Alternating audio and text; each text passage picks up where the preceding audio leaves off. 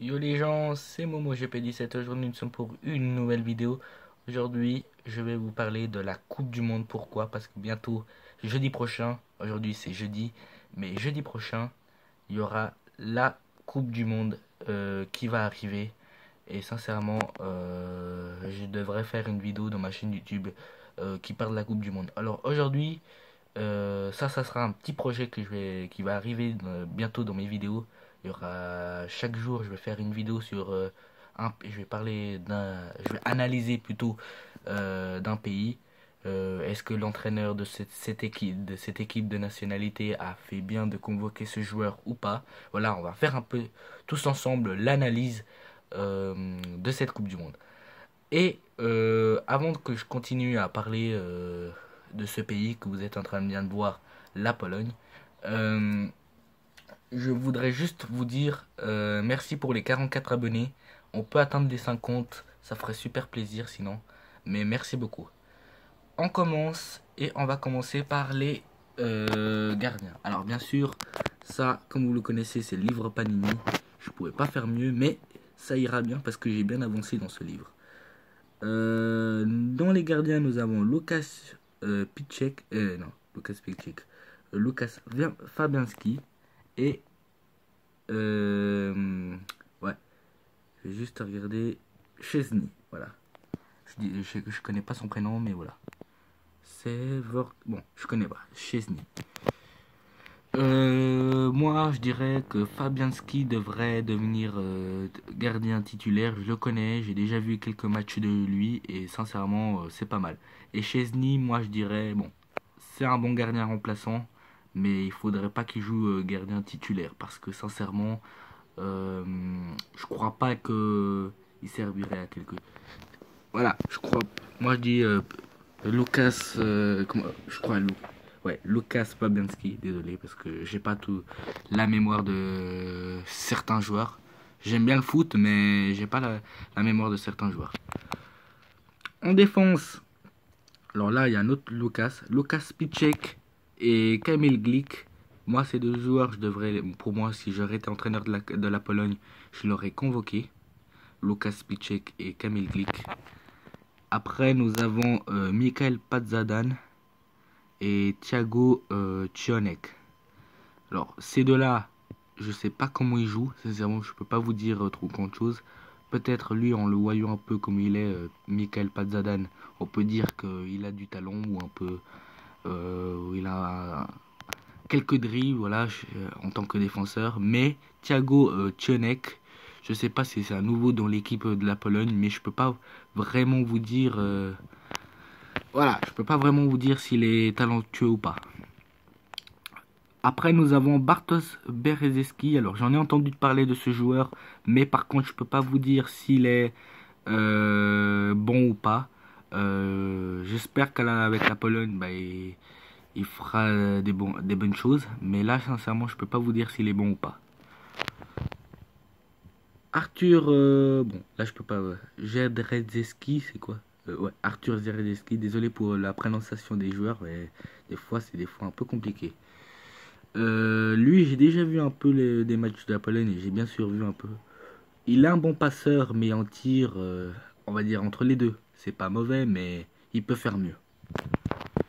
Et si j'étais entraîneur de la Pologne, bah, je l'aurais convoqué quand même. Le jeune Maciel Ribus. Maciel Ribus, je le connais pas trop, mais en tout cas, peut-être c'est quelqu'un qui est physique et voilà. Blažej Skorowiecki, Jakub Blaszczykowski. Alors, j'ai vu le match Pologne-Suisse.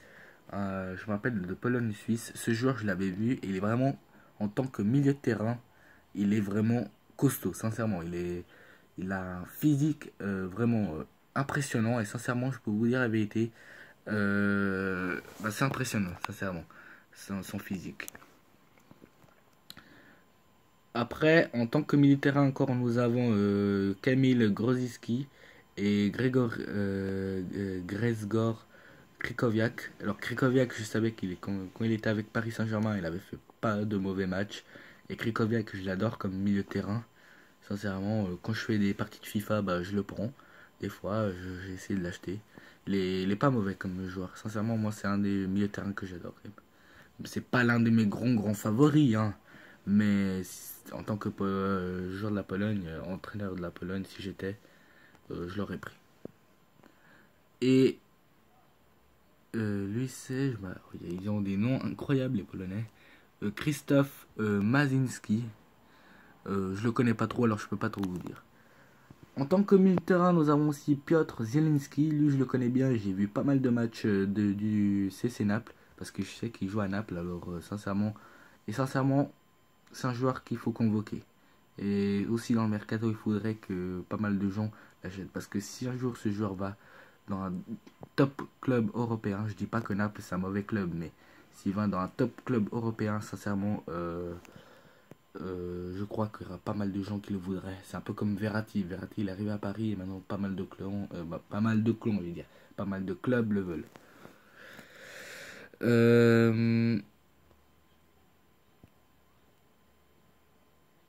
Carol Linetti, en tant que milieu de terrain, j'ai entendu lui, c'est un joueur que j'ai entendu parler et sincèrement, bah, je veux dire que il est pas mauvais, mais lui aussi, il peut faire énormément mieux.